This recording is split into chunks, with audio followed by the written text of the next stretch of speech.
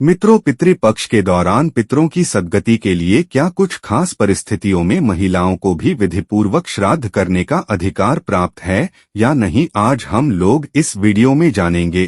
दोस्तों, गरुड़ पुराण में बताया गया है कि पति, पिता या कुल में कोई पुरुष सदस्य नहीं होने या उसके होने पर भी यदि वह श्राद्ध कर्म कर पाने की स्थिति में नहीं हो तो क्या महिला श्राद्ध कर सकती है।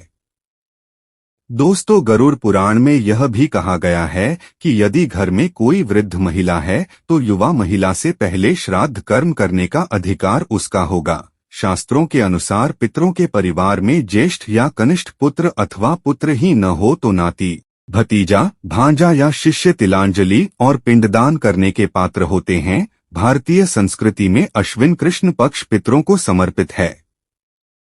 दोस्तों, अगर आपने चैनल को सब्सक्राइब नहीं किया है तो चैनल को सब्सक्राइब कर ले, जिससे हम आपके लिए ऐसे ही बेहतरीन वीडियो लाते रहे।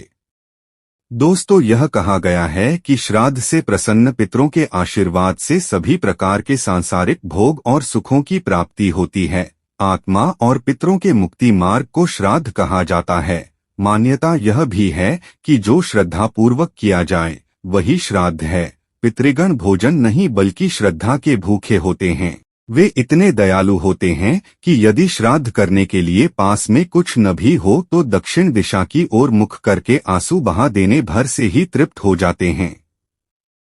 विधान है कि 16 दिन के पितृपक्ष में व्यक्ति को पूर्ण ब्रह्मचर्य, शुद्ध आचरण और पवित्र विचार रखना चाहिए। गरुड़ पुराण के अनुसार पितृपक्ष के दौरान अमावस्या के दिन पितृगण वायु के रूप में घर के दरवाजे पर दस्तक देते हैं। वे अपने स्वजनों से श्राद्ध की इच्छा रखते हैं और उससे तृप्त होना चाहते हैं, लेकिन सूर्यास्त के बाद यदि वे निराश लौटते हैं तो श्राप देकर जाते हैं। श्रद्धापूर्वक श्राद्ध किए जाने से पितर वर्ष भर तृप्त रहते हैं और उनकी प्रसन्नता से वंशजों को दीर्घायु, संतति, धन, विद्या, सुख एवं मोक्ष की प्राप्ति होती है। जो श्राद्ध नहीं कर पाते उनके कारण पितरों को कष्ट उठाने पड़ते हैं। गीता में लिखा है कि यज्ञ करने से देवता के संतुष्ट होने पर व्यक्ति उन्नति करता है, लेकिन श्राद्ध नहीं करने से पितर कुपित हो जाते हैं और श्राप देते हैं। ब्रह्मा पुराण और गरुड़ के अनुसार श्राद्ध पक्ष में पितर की तिथि आने पर जब उन्हें अपना भोजन नहीं मिलता तो वे क्रुद्ध होकर श्राप देते हैं, जिससे परिवार में मति, रीति, प्रीति, बुद्धि और लक्ष्मी का विनाश होता है।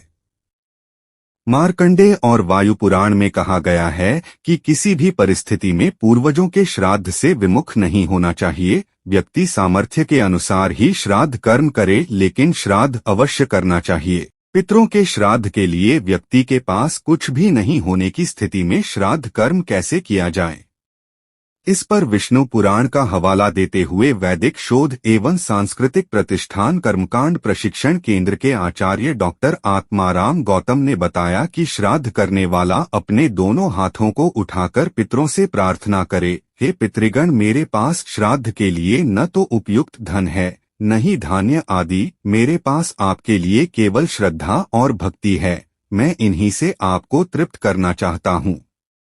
उन्होंने बताया कि सभी प्रकार के श्राद्ध पितृपक्ष के दौरान किए जाने चाहिए, लेकिन अमावस्या का श्राद्ध ऐसे भूले बिसरे लोगों के लिए ग्राह्य होता है जो अपने जीवन में भूल या परिस्थितिवश अपने पितरों को श्रद्धा सुमन अर्पित नहीं कर पाते।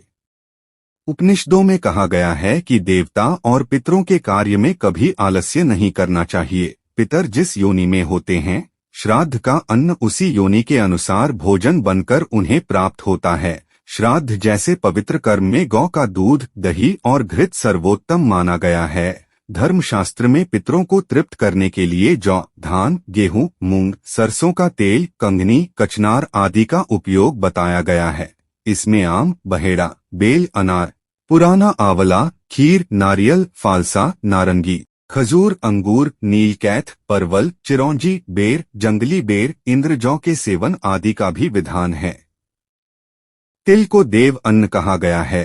काला तिल ही वह पदार्थ है जिससे पितर तृप्त होते हैं, इसलिए काले तिलों से ही श्राद्ध कर्म करना चाहिए। भारतीय वैदिक वाङ्मय के अनुसार जीवन लेने के पश्चात प्रत्येक मनुष्य पर 3 प्रकार के ऋण होते हैं। पहला देव ऋण, दूसरा ऋषि ऋण और तीसरा पितृ ऋण। पितृपक्ष में श्रद्धापूर्वक श्राद्ध कर्म करके परिजन अपने तीनों ऋणों से मुक्त होकर मोक्ष को प्राप्त कर सकते हैं। महाभारत के एक प्रसंग के अनुसार मृत्यु के उपरांत कर्ण को चित्रगुप्त ने मोक्ष देने से केवल इसलिए इनकार कर दिया था कि उनके ऊपर पितृऋण बाकी था। कर्ण ने चित्रगुप्त से कहा, मैंने अपनी सारी संपदा सदैव दान पुण्य में ही समर्पित की है, फिर मेरे ऊपर यह कैसा ऋण बाकी है। चित्रगुप्त ने बताया कि उन्होंने देव ऋण और ऋषि ऋण तो चुका दिया है, लेकिन उन पर अभी पितृ ऋण बाकी है। जब तक वह इस ऋण से मुक्त नहीं होंगे, उन्हें मोक्ष की प्राप्ति नहीं होगी। धर्मराज ने कर्ण को यह व्यवस्था दी कि वह 16 दिन के लिए पुनः पृथ्वी पर जाकर और ज्ञात और अज्ञात पितरों का श्राद्ध तर्पण तथा पिंडदान विधि एवं श्रद्धापूर्वक करें, तभी उन्हें मोक्ष मिलेगा। आपको वीडियो कैसा लगा कमेंट में जरूर बताएं।